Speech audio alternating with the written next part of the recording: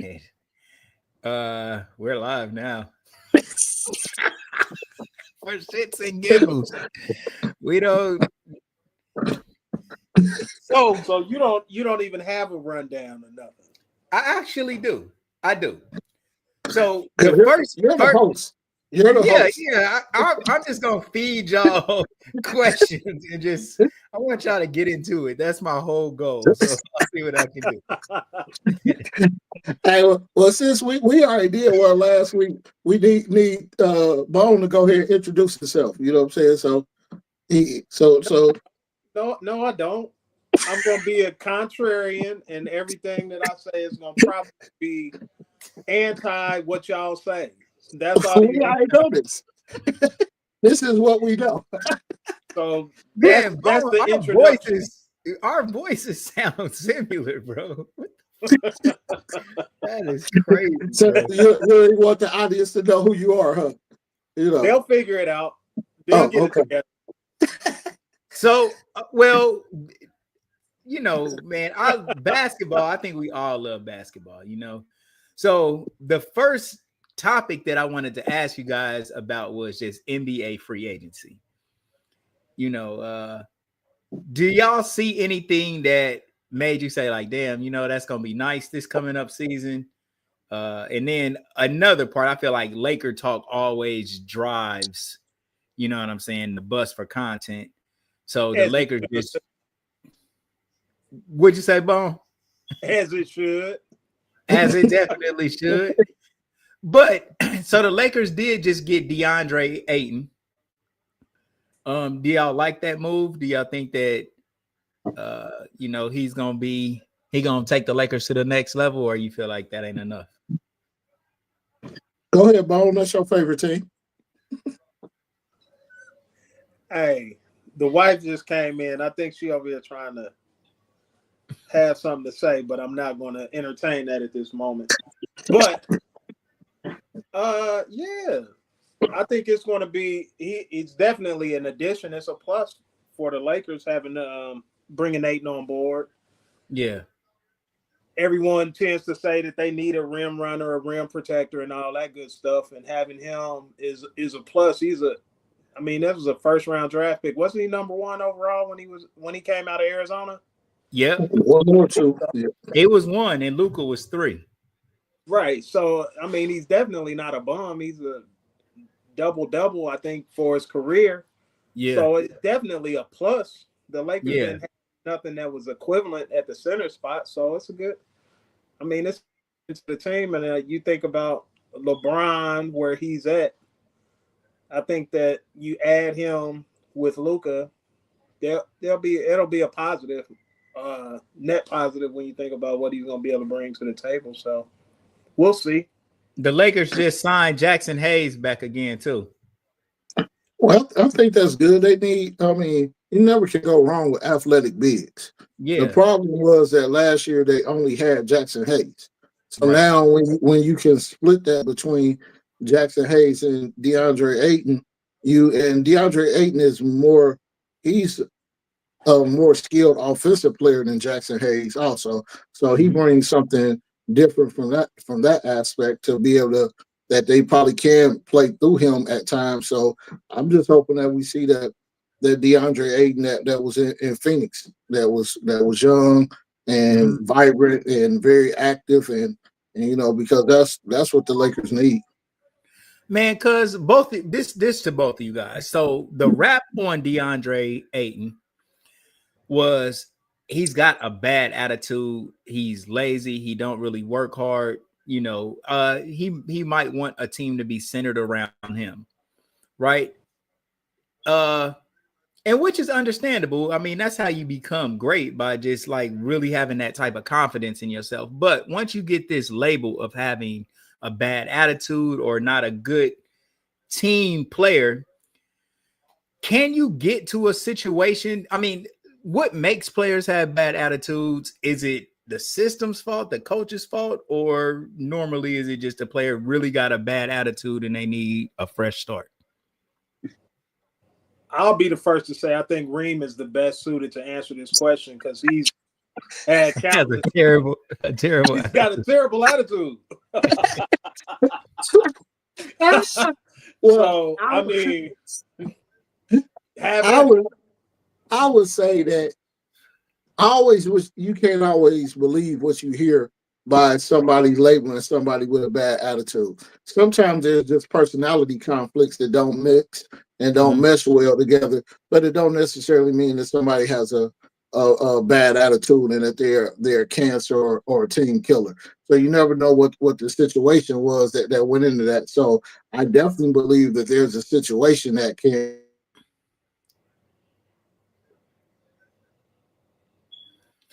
You froze, cuz. Bone. hey, look, man. Breathe, situation man. means Wake up, man. I don't know what There you go. You was froze for a second. I had to like literally wake you up just with words. So yeah, so I don't I mean I don't know. I definitely believe that the right situation and the right thing can change.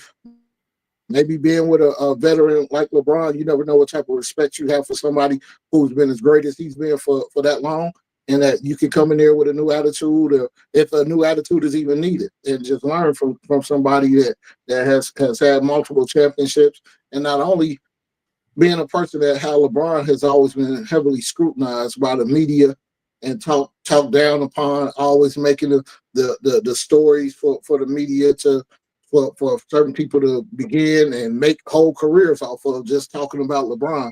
So that could be a good thing for Ayton because of, like I said, he has been negatively talked about, but we don't know. I mean, I don't necessarily, if his attitude is bad and he's piss poor and he's lazy, he don't want to work, then that's going to be a problem, and it's going to show all the time. You know what I'm saying? And no matter where you go. But if it could have been just been some personality conflicts, hey man, this man could mess around and be an all-star at the Lakers. Bone, what is the thing that irritates most players with coaches? Like, what gets on players' nerves the most that coaches do? Oh, that's a good question. I think it varies. It varies. To answer that from my perspective, I think that one of the things that can really irritate you as a player is to have a coach that tries to put you in a position that you feel is not going to put you in the best position to win or best Mhm. position to showcase your talent. If Right. I feel like I be doing something that is going to be more beneficial to the team or to the success of the team, you're going to be frustrated. I think that is Mhm. something that you always have to work through. And, you know, a coach may see something that you potentially may not. And how that is presented to you is going to make all the world of difference in terms of how receptive you're going to be to whether it's a role or whether it's something that you are sort of they want you to do. At least in my experience, now I played football in school, and just the concept, I've seen players that had to play a different position or take on a different role, and it's a 50-50 sort of proposition as to whether or not they're going to be receptive to it or whether they're going to sort of go Yeah, completely get salty. against the grain on it. And I think that is a huge component when you talk about something that can be a frustration to someone. I heard it was somebody I just heard recently that was talking about when they got to college, they were proposed the option of switching positions, and Yeah. it didn't go over well with them. They felt like it wasn't you know in their best interest to switch positions. Well, I think it Right. was a wide receiver. Anquan Bolton. That was it. Anquan Bolton. He Mhm. came to Florida State as a quarterback, and everybody Whoa. knows, if you know who Anquan Bolton is, he is on the cusp of Hall of being Famer, Hall of a Fame wide receiver. receiver. And Yeah. he said that when he got to Florida State, he was in a position where he wasn't getting a lot of clock or any time in practice as a quarterback. And they were like, he made the suggestion to switch to wide receiver. And you know, it was probably the best decision he ever made when you look back at it. But, you know, when you're in that spot, or if a coach comes to you like, hey, I know you're a 5-star recruit and you're doing this, that, and the third, but hey, how about you switching position? Yeah. You never know how that's going to land. Or if they want you to do something that you haven't done that hasn't been successful for you, you know, that can be a huge frustration. You know, Cause what about hard coaching? What about coaches that like a Bobby Knight type that get right in your face and tell you never going to that work. like treat you Never going to like work. the Mandingo type stuff? It's Yeah, that you doesn't work. will you be receptive to any style of hard coaching like that? No, not me. I'm definitely not, because first of all, and I'll say this, because of so many of those coaches, and especially a lot of white coaches, always try to act like they being a father figure to you. I don't need a father. You know what I'm saying? My father was present every day in my life, in my household. I had 2 grandfathers. I had uncles. I didn't need somebody to try to, oh, you're disciplining this and that. No, you're trying to help me be a better basketball player. Mm-hmm. And so this is where I had a lot of conflict with a lot of coaches at, is because what I figured out was they didn't know nothing about basketball. So they thought just yelling and screaming is coaching. That's not coaching. That's not coaching. I mean, but I'm playing in high school, and I have very bad mechanics on my jump shot, and nobody can help me or correct me with that. But all you want to do is yell and holler.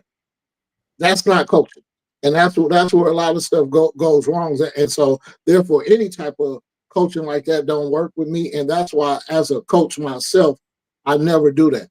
You know what I'm saying? I don't. I'm very big about not embarrassing players and not embarrassing. So that's key. But if you then come at me foul as a player, then you're gonna get what you got coming back. But no, I never try to embarrass players in front of people, this and that. So my players will tell you, like, they come over to the sidelines and so they're messing up or something, and people thinking, oh man, he be babying them. Look at, because I put my arm around them and pull them close and talk to them. But ask my players what I'm saying when I got my arm around them. That might be some of the worst cursing out that they ever got. But they understood and like, okay, he ain't trying to embarrass me. Then, hey, now let's go back and let's go get it. You know what I'm saying? Right. But too many of these coaches, they're coaching out of ego. So they just yelling and hollering just to be yelling and hollering and ain't really doing that. So then call it, oh, well, I'm coaching hard. And as the levels go up, you're dealing with older and older people. So at college, you're dealing with young men growing into men. And then at the pro level, you're dealing with grown men. Ain't no grown man. You're not about to be cussing a grown man out that got a wife and kids at home. That's just not going to work. All right. So this is something that we asked last week, right? Boom. What up? Do you think a coach can be the most important factor in a team winning a playoff series, a game, or anything else? Can the coach win a game with his strategy? Be the main reason why a team won? I don't. I mean, it's hard to say. I think that it's definitely necessary, but on the flip side of that coin, coaching is going to matter, and there may be critical moments in a game where a coach can make a difference. I'll say it like that. But if you don't have the talent going in, all the coaching in the world isn't going to make a difference. I've always heard the phrase, it's about the Jimmys and Joes and not the X's and O's. Yeah. If you've got if you have a talented group of kids, you can take a great coach and sort of elevate them to another level, their level of play, and their, being able to get them organized in a way that they may not have been without that coaching. But the talent is going to, I would take a more talented team with a lesser coach before I would take a better coach with a lesser talented group of kids. For sure. So I think talent wins out at the end, if you ask me. What Cuz said last week was yeah that coaches don't win games, but they definitely can lose games. and because they don't make no plays in the game. Yeah, you could put somebody in a position to run this play or run that, and it may be the greatest play on earth. But as far as in basketball, if a man missed a shot, what did it matter that the play was that great? In football, what does it matter if I drop this great route for you to run as a wide receiver and you get jammed on the line and can't get off the line? So eventually, it all comes down to the players on the field or the court or whatever to win the game. So Yeah, I think all right, that so makes sense. we'll take two Hall of Fame coaches, Popovich and Phil Jackson. Right. Which one is the better coach? In my opinion, I think Popovich is the better coach, and I'll tell you why. The reason I feel that way is because I watched Popovich change styles based off of the personnel and players that he had. Phil Jackson won with the same system that just basically plug and play the same type of style players. Popovich had to make changes based off of what the personnel was. So there was a time that they went down to Tim Duncan and David Robinson, and everything played from a slower tempo to go in and out. To eventually, as Tim Duncan was aging and his career got good, and you had Mono Ginobili and added on Tony Parker, this and that, they sped the game up. And he still was able to build dynasties and win off of that based off of the different personnel. I don't really know. We never saw to see if Phil Jackson could coach with something different than what that formula of what the triangle offense was that system. He was great with that system, but that's why I personally feel Popovich was the better coach because he was able to change his style and his system with the personnel that he got. Some people would say though that the triangle, his system would mean that he's a better coach because his system was somewhat better. If you look at the triangle with Phil Jackson, he was able to be successful with a dominant center, and then he was able to be successful with a dominant two guard with Jordan versus with Shaq. I mean, I don't know. I think both of them were legends in their own right. I've never really thought about which one is better, but I think both of them would have an argument to say that they were, because both of them had a system, both of them had one that worked. And did Popovich win with less talent though? I think so. Yeah. He never had a Shaq or Kobe or Jordan and Pippen. So, and all of those players are like Mount Rushmore players, which brings us to our next topic, right? With Mount Rushmore players, or can we get Remy G? Can we get your NBA Mount Rushmore players? I'm gonna be honest, I really don't even like having that because Mount Rushmore is what, 4 or 5 people? Give us 5. Top 5. Mount Rushmore is 4. But give me your favorite. It's not the best, but these are your favorite players. Okay, so that makes a total difference there. You know what I'm saying? Because I don't like to compare and then try to come up with who the best. So my favorite players were Mahmoud. Yes, Chris Jackson was my favorite player. Mahmoud was my favorite player. Yes, Rod Strickland, Larry Johnson, LeBron, and Allen Iverson. Those were my favorite players. And then hold on, man. I can't even start with 5 because I gotta throw Penny Hardaway in there too. So those was my all-time favorite players. Mm-hmm. And how many of them won championships? How many of them didn't never win a championship? Let's see. Only LeBron, right? Yep, only LeBron probably won championships. Rings don't mean shit like that, apparently. Bone, what you got? My favorite 5 players in the NBA. Yeah. Probably Magic. You got to start with Magic. LeBron.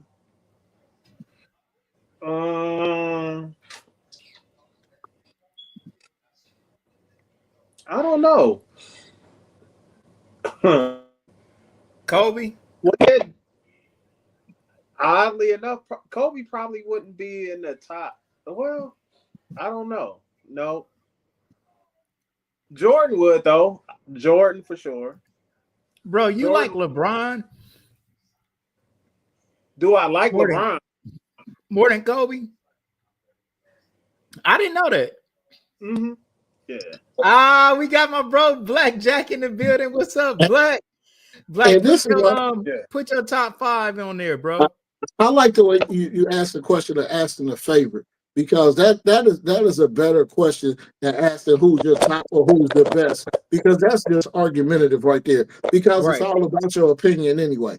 You know what I'm saying? So like I said, I thought I always loved watching Rod Strickland, because being a point guard, I patterned and learned a lot off of watching Rod Strickland.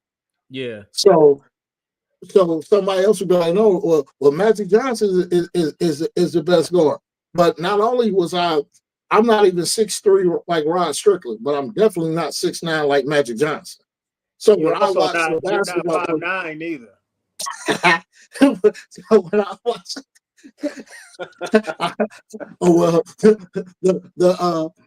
it always said when I was in college I was listed as 6 foot, but that might not have been too accurate.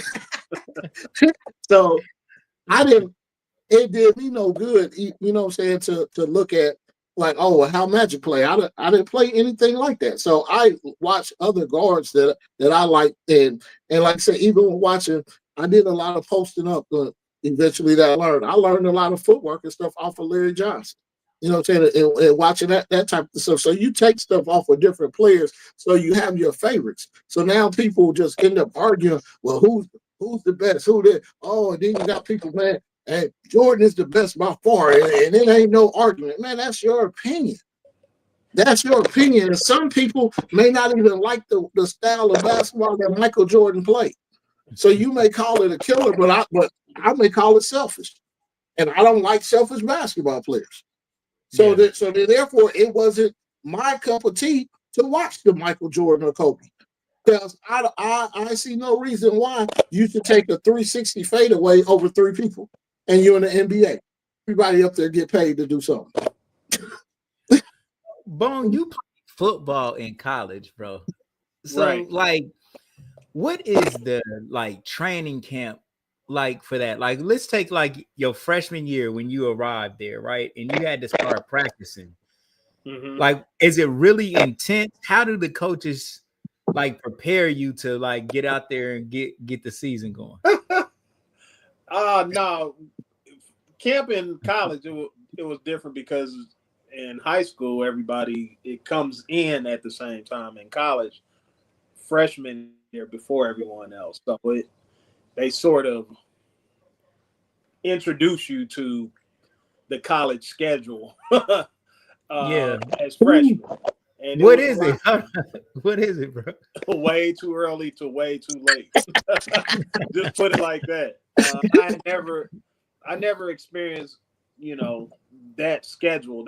I think that was the biggest change going to school. And I didn't go to a Division I school. I went to a Division II school.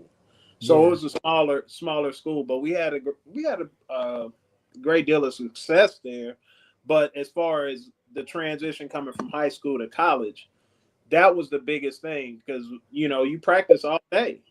Our day started typically, you get up 5 o'clock in the morning. What do y'all do in practice all the damn time though? Like what the fuck is going literally all day? Just you play defense, so what the fuck was you practicing?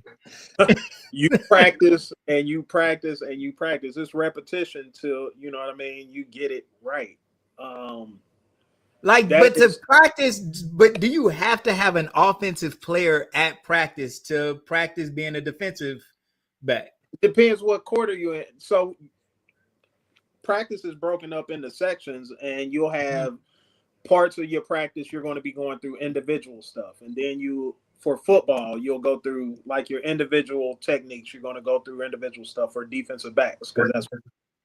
But then you'll go through, say for instance, your 7-on-7 phase, which for us that's linebackers and DBs, and you'll go through concepts where you're going to look at routes and how you're going to defend them and the different coverages, and you'll go through that. Then you'll go through team, and that'll be essentially your first half of practice. And after that, you have your lunch or whatever, but we would do film. We would have film, and then we would have our second half of practice, which was back then we had 2-a-days. And once again, you out there all damn day. It's all day that you're practicing from sun up to sundown. You end up in meetings at the end of the day, and you repeat that. All the while, no one is on campus. So, bro, when you're out there on the field, when you're on the field, and this is live game action, right? Mm-hmm. How much of it is you trying to anticipate what the person that you're checking is going to actually do versus you just like reacting to what they do? Do you try to anticipate more, or do you just react to what you see them do? It's a combination. If you're talking about when you first get there, it's pretty much read and react. You know what you are supposed to do based on whether it's down and distance, whatever the case may be. But when we're talking about a game situation, that's where all of the, you do film study, and that pays dividends in the game because you can sort of anticipate what this Los Knox. This is Los Knox calling. This is Los Knox. Hold on. Wait a minute now. Los. Now wait a minute before you say something crazy. Wait, man. We're doing a podcast. Los, you call and sing the most violent songs most of the time as your intro. So I had to stop you, right? Listen, it's me, Reem, and Bone on a podcast right now, bro. Yes, sir. You're a live call in, bro. But we've been trying to catch up with each other. I just wanted you to say what's up to everybody real quick. What up, doggies? Hey, I heard y'all was doing the pod, man. My dogs, I love y'all, dog. Man, what's up? A Starstruck podcast, man. We just, man, your podcast is so inspirational and great, bro, man. I enjoyed every episode, man. Love you for what you do, for everything you do, bro. Hey, man, I appreciate it, dog. I definitely appreciate it. I'm not coming with that kind of energy, though, Los. I want to talk about Metal Dale Pee Wee on the pod.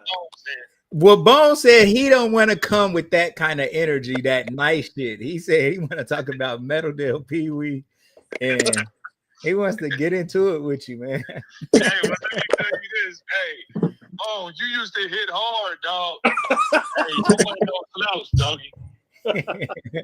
Lo said he was no slouch. Yeah. Hey, Los was a modern day Lynn Swan out there, though. Hey, are y'all on the phone? We can send you the link. You could jump on here if you want to. I'm driving though. I'm driving. Okay. I'll see if you want. Nah, you driving. Hell no. No, that ain't good for you. Yeah, let's schedule him another time. I consider, you know what, bro? I considered saying, "Oh, that don't." So what? I was more concerned about the background, how it would look. Then I thought, like, nah, hold on, he's driving. For real. Hey, man, I'm so happy to hear y'all got that going, man, because I heard from a couple of people that y'all was gonna do it. You and Bone. I mean, you and Reem. I ain't talking Bone. Yeah. But I'm glad y'all got it going, man. This is beautiful. Keep it going, man. Let's move. Yes, sir, bro. We got 2 viewers on YouTube right now, so we really turning up. Yes, sir. Let's go. Hey, everybody start somewhere too. But I've been doing this for like 4, 5, 6 years. Right. Tell me, we want to get. I'm still starting somewhere at this point. This is bad, bro. When do you come on, man? Now listen, man, you are a coach. You have to tell me the truth. Treat me like I'm your YouTube. I'm your YouTube player. It was the 6-year joint. This brand new for all of us together. Oh, we just got a comment though. What up, though, man. bro? Hey, listen, Yes. if y'all been doing this for 6 years, No, that's I been doing it for 6 years. Yeah, this is new. This is new, man. You know, this is brand new. That's what I thought. yeah, Man. this is Come new. on, dog. This is new, man. Hey, tell us we got to get him on as a guest. Hold on, I can't hear though. It's hard for me to hear you. Man, just bro, I'm gonna just send you the link. Hey, we want to get you on. We want to get you on as a guest, bro. Podcast for the first time in danger. I'm just messing with you, bro. Los Reem said you got to come on the podcast with us, bro. Man, you know I'm there, bro. What you mean? I got a cub. That's what Reem said. I came down there and messed with you and Peanut. Oh yeah, we did Los life story. I've been trying to do Reem's life story for 6 years. Hey, I can't even get Reem's life story. You see what type of this is failure. hey, The Dorsey fam, I'm always watching my partners. Yes, sir. tell Los when he come on, he got to wear a headband, man. Hey, tell him I'm gonna wear that headband, dog.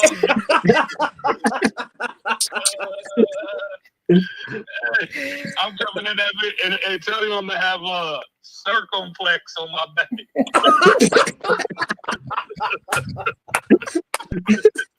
Hey, I know he's rolling. I know he does. Yeah, he is. Yes, sir. This is all funny, bro. That's crazy. Hey, so what's the subject tonight? What y'all talking about? Well, right now we were talking about if a coach can be so important to his team that he would be responsible for winning games or even winning a championship. Is it possible for the coach to be the most important factor in a team winning? Yeah, I mean, yes. It's important to have leadership you need a person on a team that's an extension of the coach, and you need a great coach as well. But I done seen some very talented teams win with a not so talented coach. And then I done seen it vice versa. A great coach some cats that ain't really, up to par, but get them to play together as a team. So Yeah. I feel like a coach can definitely be, instrumental in winning championships and stuff. I do. Could it be so much that when they gave, like, let's say they were given a finals MVP award, could the coach be so valuable to the team winning the championship that he deserves the most valuable, the finals MVP? Can he be the most valuable person? I just think that's subjective, man.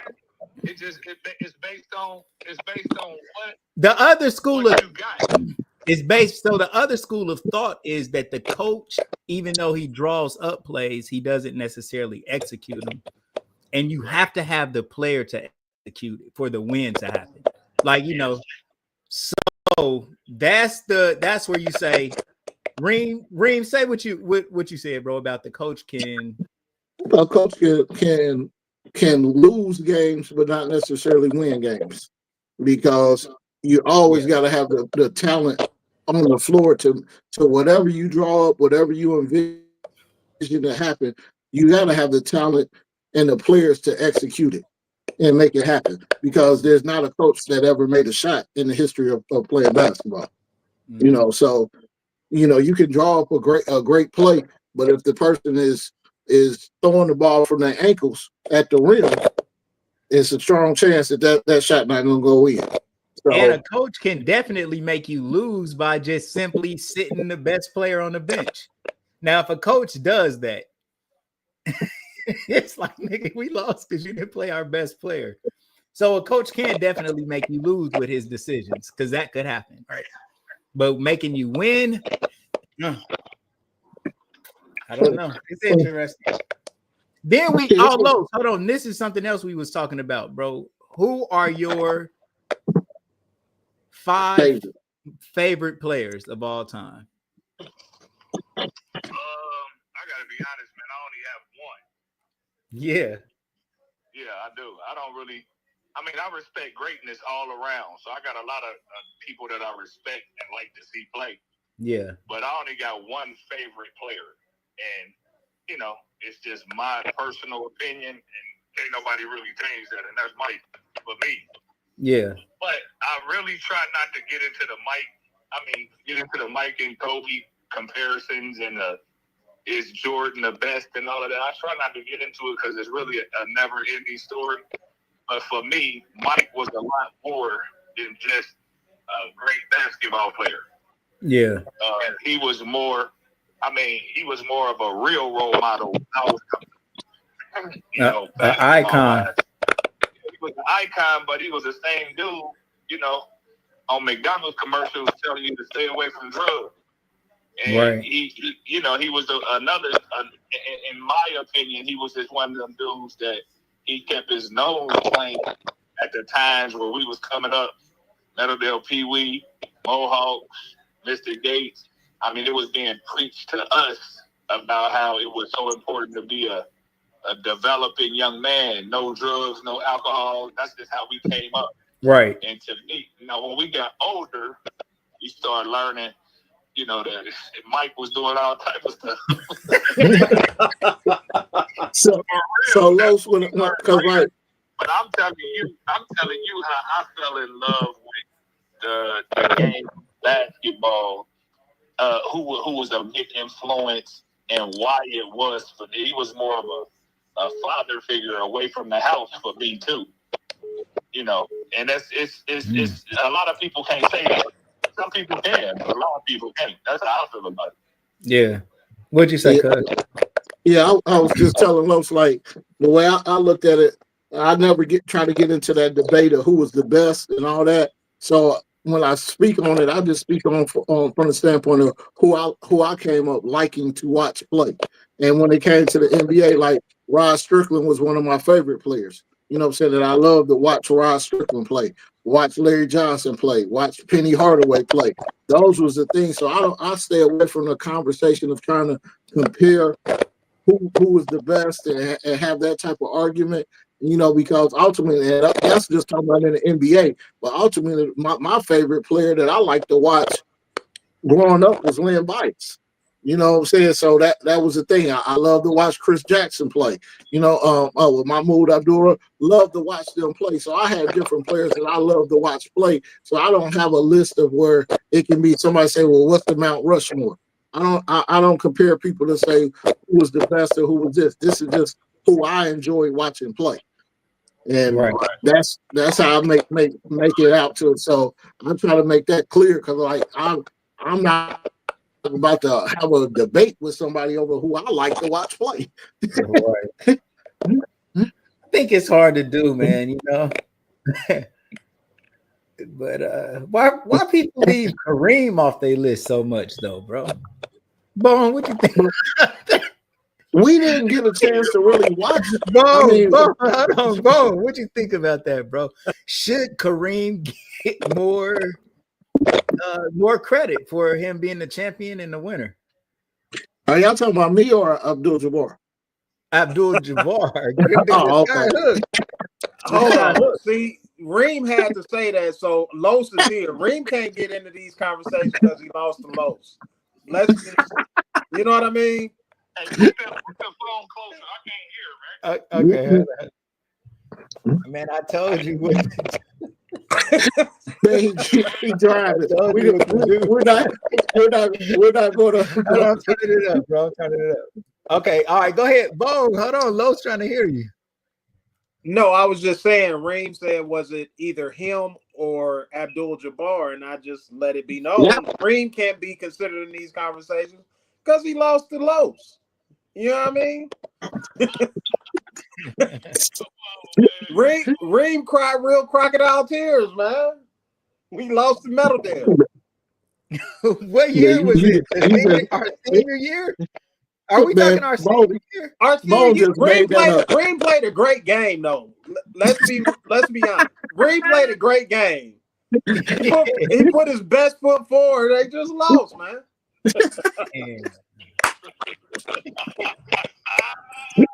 Hey, Los. Hey, Los. When you hit that shot, how did that feel to look at your dude that you known since first date in Little League, just disgusted like that? First date Little League, what? I said, how did that make you feel when you hit that shot in the Christmas tournament, just to destroy your boy's dreams that you've been cool with since first day in Little League? Hey, let me get a number 10. Hold on, what is that? Hey, man, we can't do this with Los, man. This is insane, man. This is, bro, are you serious? Let me have 2 number 4. Bro, this is classic. This is. And the other thing is, you want diet lemonade. This is truly our life for real. Since we all been 5-6 years old, this is it right here. The laughter, it don't stop. Yeah, let me get Look, boy, hold on, bro. I gotta rock with my bro. Boy is commenting crazy on here, man. Checking in with us. What's up with you, bro? Hold on. My bro, he's saying the players he like: Jordan, Kobe, LeBron, Dr. J, Shaq. You too. I appreciate it. Rod Strickland, sheesh, a monster. Just got done here in NBA talking about him today. They said they was talking about Rod Strickland today. Man, he was one of the best point guards I ever seen, man. Rod Strickland was the bomb. Mm-hmm. Damn, bro. All right, I'm back. Man, you are the funniest dude. Man, why you bringing up the old school hoop though, bro? It's only right, Los. I mean, Reem started with it. He's the one said either him or Jabbar. You know what I mean? Y'all said Kareem, so I was just trying to figure out which one y'all was talking about. Man, I have never called you Kareem one day. I didn't even know that was your name. I didn't know that. I called him Remy. No, our whole life. I've been calling him Remy since we was 1 year old. So, Los, we also was talking about just the transition from high school to college, and how that was. So Bone was talking about the transition from how high school football practice was to the transition of college practice, and how different it was. And I know we both ended up having a lot of well, I ain't gonna say struggles, because we did well, but we had some reasons with some things of why we ended up transferring after our first year at the D1 school. Was that transition from high school? I know for me it was a lot different, because I realized how much we were not coached or taught in high school once I got to college. Was that a hard transition for you? That is definitely a hard transition. But I'm gonna tell you something, man. As I grew older and I started to see exactly what it was, one of the things that I looked at was we were such a run and gun team. We were such a run and gun city league, to where if you really added like super duper structure to it, you might have took away a lot of games. You know what I'm saying? That is true. I'm talking about the entertainment part of it, but then you wonder why, the Ohio States or the Indianas or whoever wasn't coming to to recruit us at that level is because we would. I mean, just look at everybody from Hall to Jamie to Jamie ended up going to Ohio State, but I'm saying it was very difficult for you to come down from a basketball standpoint and get somebody that was really seasoned as a basketball player that knew other things than getting up and down and shooting, and you know what I'm saying? Like that's where I struggled. When I got in there and started to learn that, they talking about 12 passes before you shoot. Yeah, thank you. I appreciate it. Hey, they talking about 12 passes before you shoot. And I'm like, man, I ain't passed 12 times all year. 12 times, dog. And this dude right here can't guard me in the front. Like, so it was a different, I don't know, it was a different feel when you got there because coaches, you coaching and you playing against better competition. You playing against seasoned teams that got defensive schemes, offensive schemes. And now you got to be a lot more than just a person that can just get up and down the floor. You know what I'm saying? Right. Lowe's. How long did it take for you to make that transition when you got to college? Once you realized that you had to make some adjustments in your game in order to be successful at the next level, when did it really, like, if it was a moment where you said, okay, I got it. This is what I got to do. Okay, so this is something that I have to relate to it right here. Okay, so whenever you grow up, you got issues, you got problems at the crib, you got situations that ain't just flowing real smooth. Sometimes you gotta just really bear down and learn on the fly and learn how to survive on the fly. So that was one of the characteristics that I just had no matter where I went. When I got there, I seen what was going on and I seen exactly how it was going to be. But I also knew that I wasn't just going to quit or leave. I knew I was going to transfer at the end. So I learned quickly how to adjust. I ain't going to say I learned how to play like they wanted me to play, but my mental came on and said, dog, I'm definitely ain't going to sit the bench. So I'm going to do everything that I need to do. I'm going to do everything that I need to do to stay on the floor. Because as a freshman, I played a lot at Tennessee Martin. But I'm just telling you what happened when I knew it was time. It just didn't match my game. What was your best game your freshman year? Hold on. I'm going to say this to answer your question real quick. It took me about the first 6 or 7 practices to understand what it was, how it was. And like, man, I hate this shit, but I'm playing. Man, well, and people will tell you that. P.D. Morris will tell you that for real. Los, do you remember our conversations when you was at UT Martin and I was at Western? How we talked and we were trying to help each other through, but at the end of every conversation, it was, I'm out of here at the end of the year.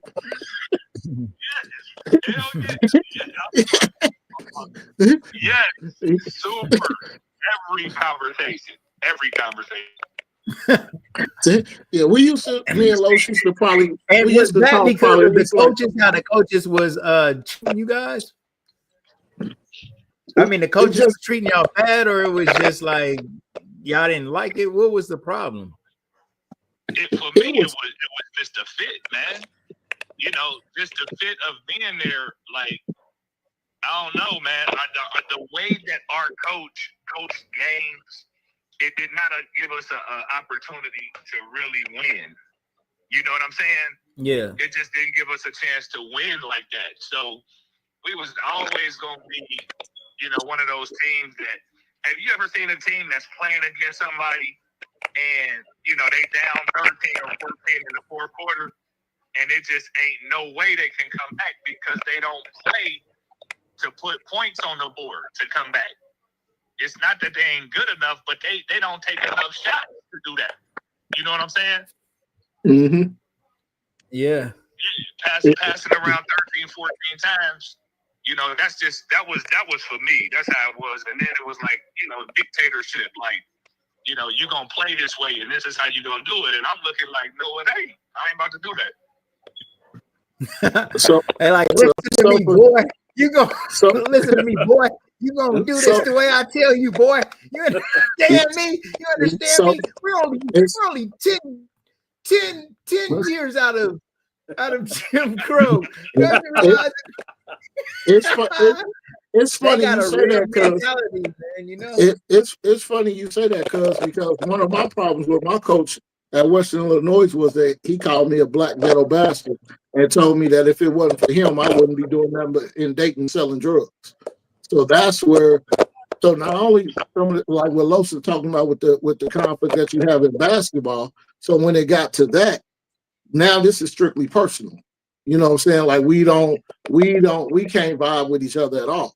You know what I mean? Even to the point that I jumped across the table and swung on this dude because I'm like, man, I'm not taking that there. Like you're not going to talk to me like that. But he tells me that because he's the head coach, he can say whatever he wants to. You know, so this is what it was, and then I was hurt also. So trying to navigate an injury, I got over medicated, and I felt that they didn't care about me as a person, and that's how our relationship went completely south. Completely, even to the point when I decided when I was transferring, the head coach told me that he was going to blackball me, and I was not going to play Division I basketball again, and he definitely tried to. And damn, that's crazy. Yeah, that's how bad it got there. You know what I'm saying? But you know, so it's always a transition. Like I said, so the basketball thing was a transition because, like we talked about, what we came from in high school, just getting up and down, and then this is what I was told from the head coach of how we was gonna play when we got there. And then when I got to college, it was totally different. Now he wanted to slow the ball down. He wanted to do. It was nothing of what was said during the recruitment process. Hey, I hold on, y'all. Now look, all right, we've been talking about that, but I want to pivot to something that I think is interesting. And this is to me, I might not want to answer the question for whatever reason, but I do want to ask this question. If the Lakers got Jokic, Luka, look, Jokic, Luka, Austin Reeves, Dalton Connect, and let's say Walker Kessler, Alex Caruso, do you think that they will win the championship? Could the Lakers possibly be looking at like an all-white starting five and win a championship like that? Would y'all like to see something like that? Would y'all like to see like the entertainment value of it? It'll be different. It would be Boston of the 80s. Boston even had Dennis Johnson. I mean, if they clear up the gap, if LeBron leaves, hold on. If LeBron leaves and they would get all of that money, 52 million off their books, and Luka could convince Jokic to come to LA and play with him, and they kept their other because they just got another young kid that's 23, Jake Lavaria, something like that. But anyway, he's just another young, athletic, I don't think that works. Dalton Connect type player. I don't think that works. Jokic and Luka. I think that if you got Jokic and Luka, doesn't that take? I mean, you're going to be taking the ball out of Luka's hands a little bit when you got Jokic, and that's definitely true. I just don't see that will work. I think Luka at his best, he's going to have the ball the majority of the time. That's just my thoughts. It might be wrong, but I don't think that works. I think you're right. This is my main question I would ask. Are they going to play football style and substitute in to play defense? Hey, yo. Yeah. Is it possible that y'all can give me an outro real quick? Yeah, come on. Let's go. No, I'm saying, give me an outro. I got to go. Outro, yeah, go ahead. You can. All right, Los, we love you, bro. All right, Los, we love you, bro. We appreciate you coming on with us, bro. So we look forward to get you on the show soon. All right, Keep bro. it up, fellas. Keep it up, partners. I love y'all, man. All right, and I'll hit you back, bro. All right. Yeah, I don't like I don't that the players you just named. I just don't hear much defense in that. So I don't know how that works. 'Cause, I mean, both Luka and Joker struggle on defense, and I don't even think Luka really gives much effort on defense. Bro, you Man, think they can win? You think that team could win? I want to just see it for the entertainment value. I want to see 5 white players all play for the Lakers with JJ Redick as the coach. You know why? Because that's obviously what this media wants. I mean, the media would love this, and I would love to see it play out. Because this is what I'm telling you, bro. When I watch the media, it's nothing more than just racism masked as sports commentary and analyst, and it's the lamest stuff. I like some of these people, like Skip Bayless, talks about what somebody should do when he has no idea the effort it requires to actually pull this shit off.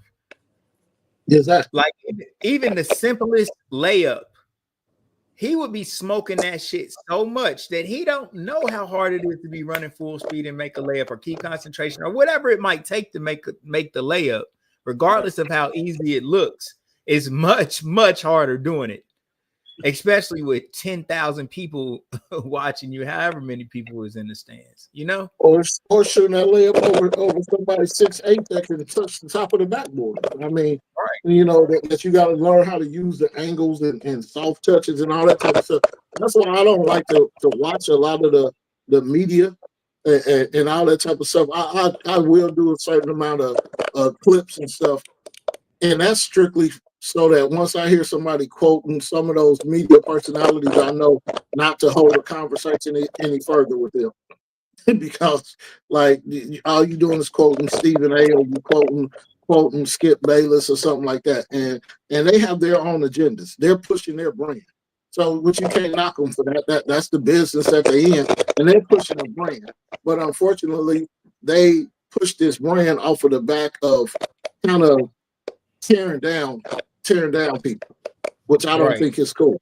You know what I'm saying? I don't think it's cool the way they go at people and they tear down people. Because to be honest, would either one of them have any career if it wasn't for tearing down LeBron James, Terrell Owens, who else that pick another sport or another player that they just strictly spent time on just trying to dog them out and talk badly of them, and then when they're called on it, say that's not what they're doing. But that is strictly how they really both of them got their careers. Yeah.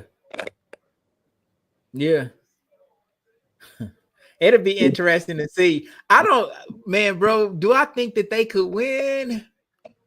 I don't know about with that team that I said with the Lakers players, but I mean, you eventually gonna need some black players on a team somewhere. But just a white starting 5 for the Lakers would be kind of cool to see. And you shouldn't want to see. It would be cool to see for me, so I could just kind of like.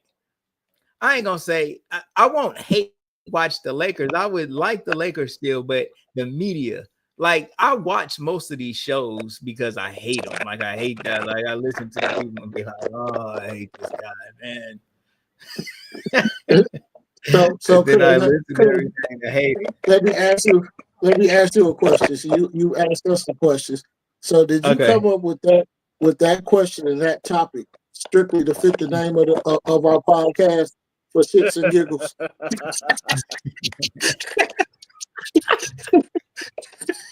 And to piggyback on that, how long have you been a Lakers fan? I just want to know.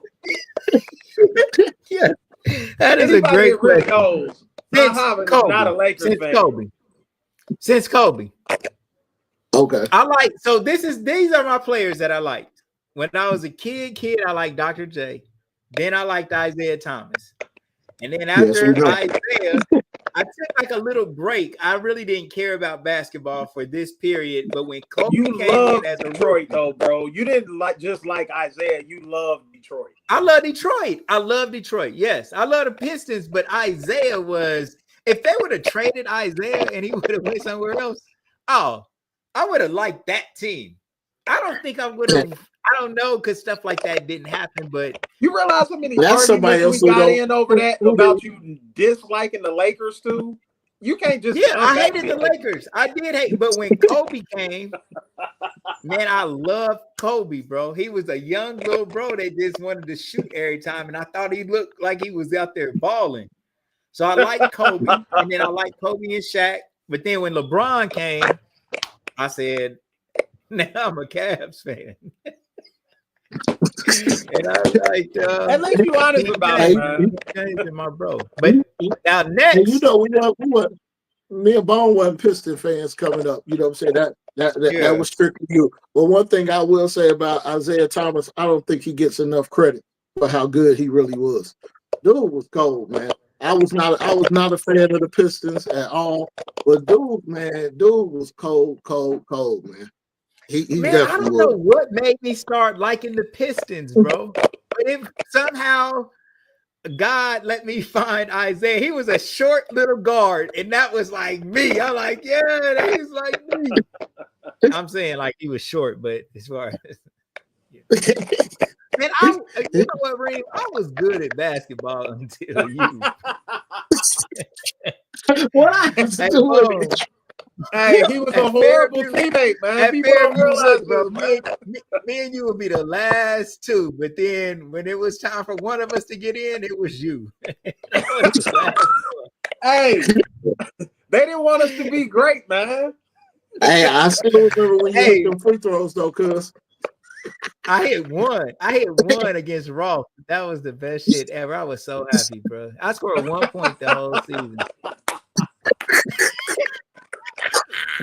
I did. I swear to God, I did.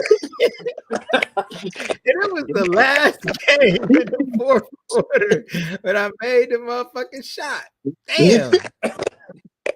That's insane. Hey, that's hilarious. And I liked it. That's pretty good though, man. Listen, I'm the only person that knows exactly how many points they scored in a particular year like that. One. I missed the first free throw. I was salty. When I made that shit, I was like, yeah, motherfuckers.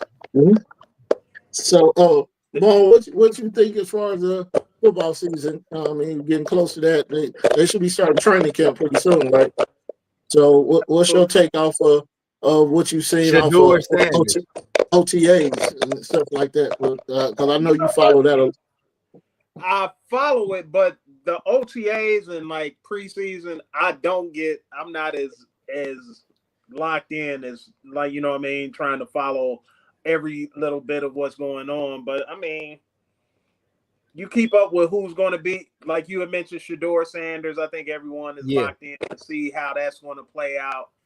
All accounts are saying that he's doing well. He's not getting a lot of reps, though, from what I understand, with the first team. So until he starts to get elevated and start getting those reps with the guys that's going to be playing on Sundays, it's not going to really matter that much. To be honest with you, I think that's what's getting lost in the conversation. If he's not getting reps with the folks that are going to make the team, it really doesn't matter that much. So it's just a matter of him continuing to be a professional and excel in the spots when he gets time to play. But you know what I mean, that's going to, it'll show once he starts getting those reps, and not necessarily when it comes to the NFL. It won't be those reps that come when he gets into like a preseason game. It's going to be what he does in practice when he's getting those reps in front of first team defense, and he's playing with the first and second team offense. If he's staying poised and producing and making the correct reads, delivering the ball where it's supposed to be on time, things will work out for him. But what's your take on him being a defensive back? What was your take on him as a quarterback? And do you think it was right or fair, or that he dropped to how he did in the draft? Or do you think that he showed in college that he was a better quarterback than his than what he ended up landing in his draft position. I think what happened to him in the draft had a lot to do with how he approached the process. And I think for me it might be an unpopular opinion, but I think when he didn't throw at like the combine and he didn't, I don't know exactly what they said about the whole interview process. A lot of people say he showed up unprepared and all that. And be that as it may, I think the decision that he made not to throw and not to work out for folks, I think it hurt him in the end because he showed up, I think, with a lot of the attitude and bravado that his father had, but he didn't have the resume that his father had, and I think it ultimately hurt him. I don't think a lot of teams, in my opinion, I don't think teams colluded and said we're not going to draft him. I think it wasn't a big quarterback heavy draft this year. I do not believe he was what I think some people were saying he was the second rated quarterback coming out. Mm-hmm. And I don't necessarily think his play would have ultimately said he was the second rated quarterback coming out of this draft. He had a decent year, but I mean, when you look at how Colorado performed against those teams that were what you would say, I guess, some of the better competition that they would have seen all year, I think he had some of his worst days, and that matters. So I asked you this within Teddy Sport was two parts to it. So first I go back to what you talked about with the interview process that Dion has debunked on several interviews by saying, which do you actually think that him being Deion Sanders with all the knowledge he has and everything that he got and how he's raised his son, that he sent his son into an interview process ill prepared and not to be professional? I really don't think that is what took place. I really think that the NFL, there could have been definitely was some collusion in there with that. And then secondly, onto what you were saying about how he performed against some of the top tier teams. Was it that he didn't perform or that their line wasn't prepared to be able to perform at that level, which puts him in some situations where he rushed a little more, but not particularly that he just played bad because or he just that he was rushed in these games because the line didn't show up and he ended up being sacked a whole lot more than what the average person does. And then when you look at that and you say that, but yet you have quarterbacks that were drafted out of the college championship and this and that they aren't playing against that level of competition or what is it? What they call it now? The FCS. That they're not playing at that competition and they get drafted and been picked highly when they've never played against that type of competition for the 4 years that they were in college. So that's why I said, I think that's true, and I think in the case of Shador, that very argument right there, I think that's sort of, I don't know if you would say hinders him because I think it helped him to go to Colorado.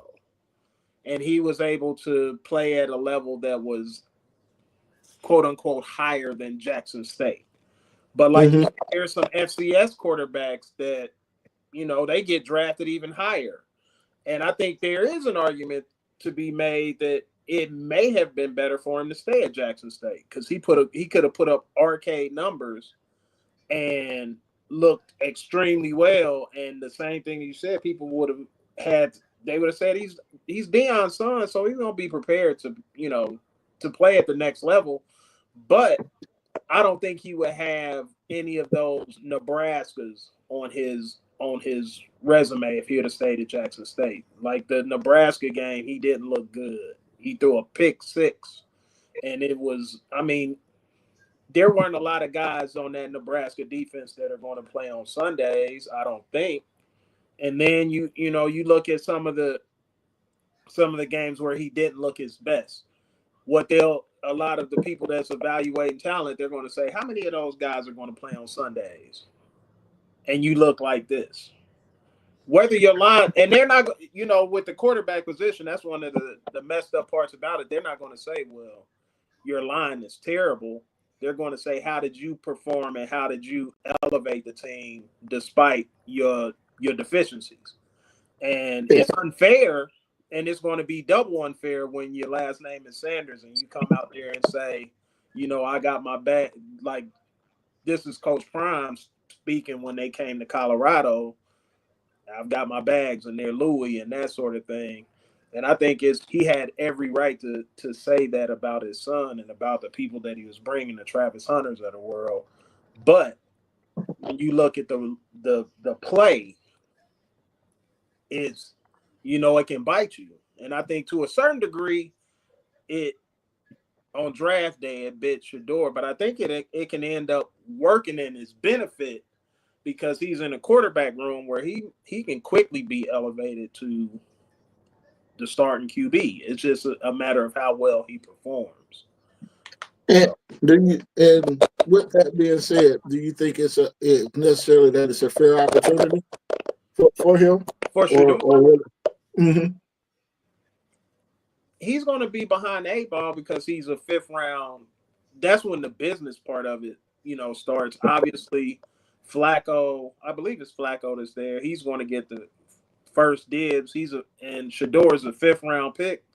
So he's going to get a lot of latitude with all those guys. Who did they take? I can't remember who they took in the 4th round. The kid, the quarterback from Oregon. So from Oregon, yeah, they got the kid from Oregon. Then they got the kid that Pittsburgh drafted in the 1st round. He's there. Maddox. No, not Maddox, but is Maddox old? How long has it been since he been the kid from Pittsburgh? They just drafted the year before because he's only in his 2nd or 3rd year, but they're going to get the first opportunity. But can Shador outwork him and take the spot?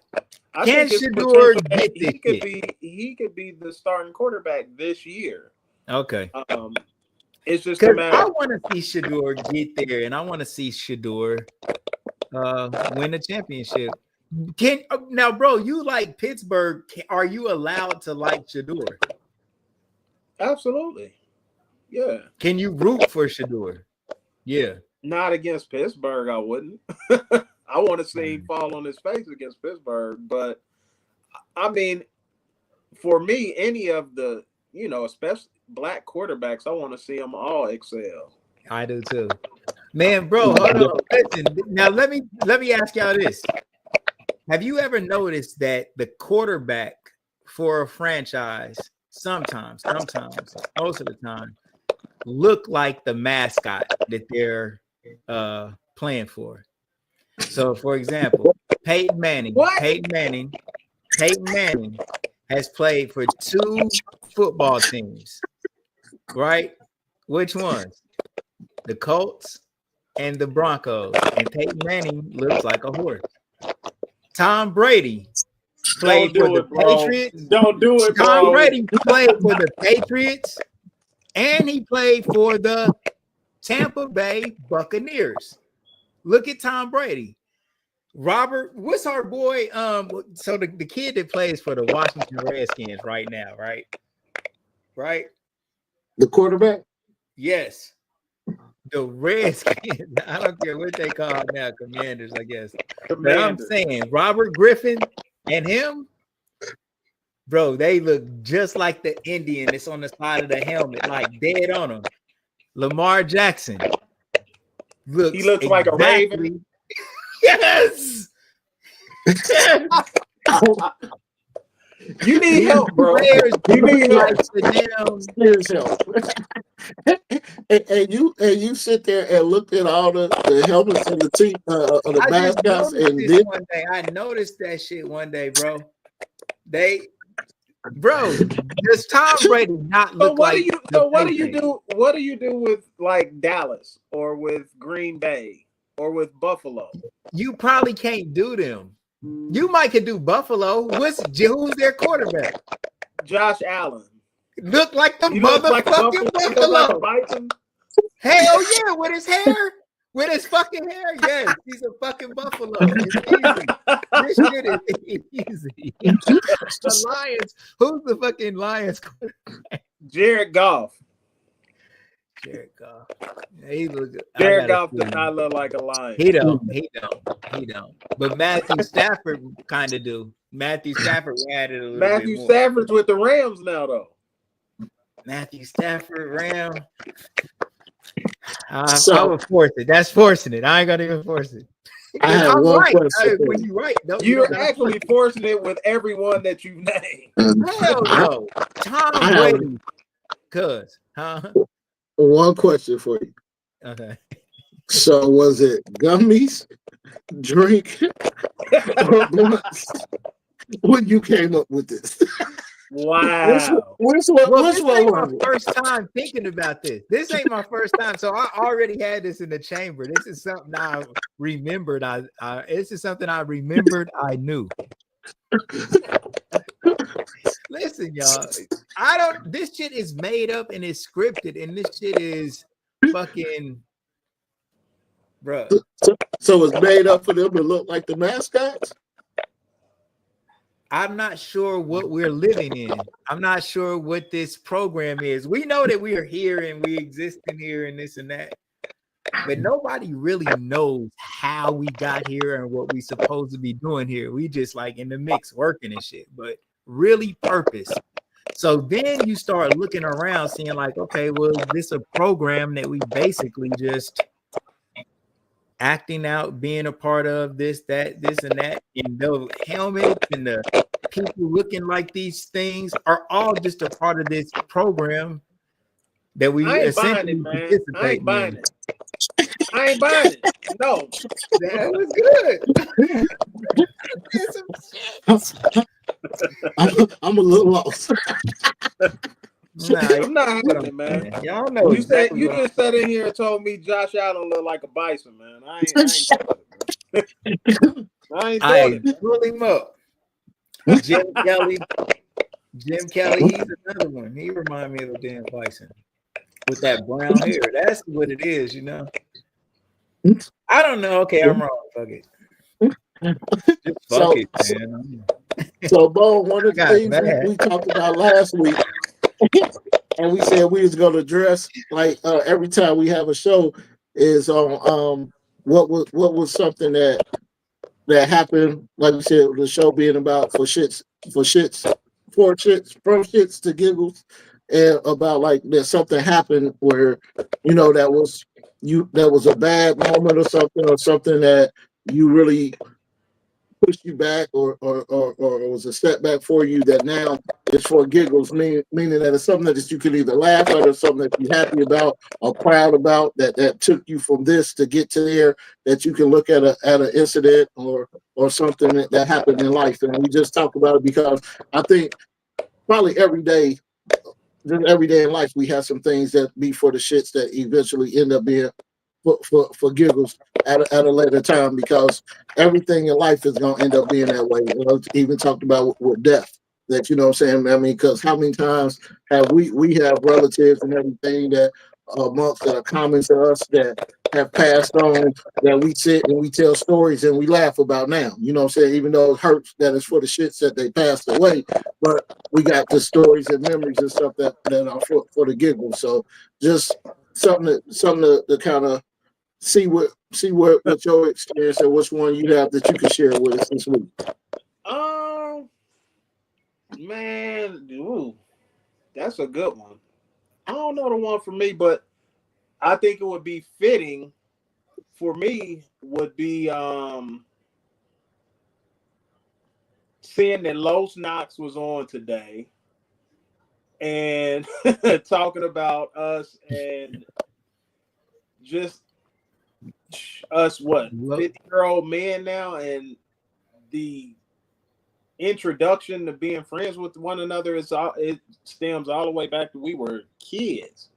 Yeah, And like 5. yeah, it's crazy to think about it in that perspective and hearing Los and us getting together in this way. I think the one for me is just having, my introduction to sports for me was through my dad. So for a lot of us that I'm still cool with to this day, we all played football at Meadowdale Pee Wee, and my dad was the coach. So a lot of the friendships that were, cultivated at a very young age that still exist to this day sort of started with, that organization and having those relationships built and being able to have that with, being coached by my dad, which at the time was funny. I hear, you know, cats now, they be like, man, it was so cool probably playing for your dad. And at the time, I did not like playing for my father because it was difficult to say the least. Like, dude, do you know what it is to play for this dude and have to ride home with him? And like, man, we won by 30 points. It's like, you didn't make enough tackles or you didn't make this play. So it was, in the moment, it was difficult playing for my father, but I wouldn't have it any other way. Just thinking about all the guys now, when we laugh, and I talked to T.J. Martin like a few months ago, and he was talking about they had a conversation with Los. Him and Los was talking, and they was talking about it's like Coach Caldwell, baby. I'm like, man, it's crazy to know that he had that sort of impact on kids who we were just kids trying to figure it out. It was like, we played sports year round. And Definitely for miss me, Uncle Smoke. nothing could have prepared me for the moment when my dad died, because it was sort of out of the blue.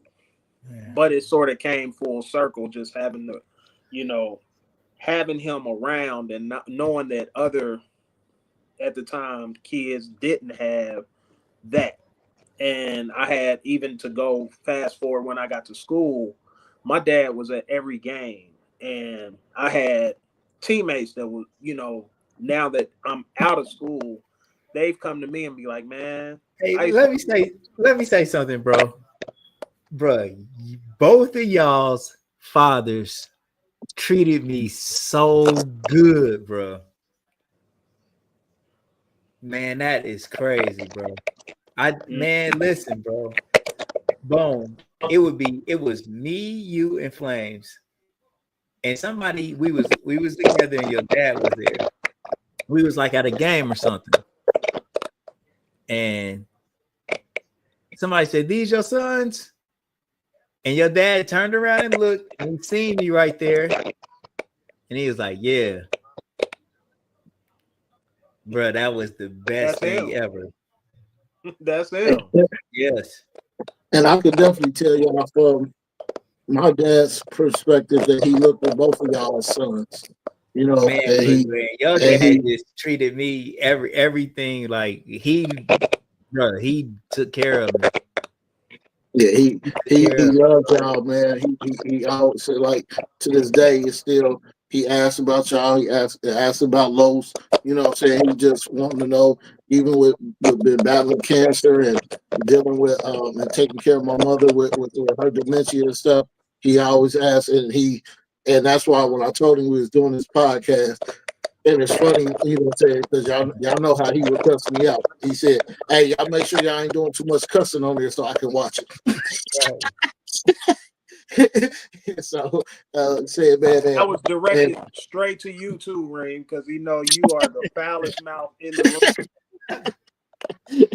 And so, Bone, what I will tell you, man, when Uncle spoke, man, I remember just all the good times and stuff we used to have, and when he be getting on us for stuff that we done did, or us having Damien with us, and we get in some trouble because Damien out of the club, and he cuss us out for continuously taking Damien with us.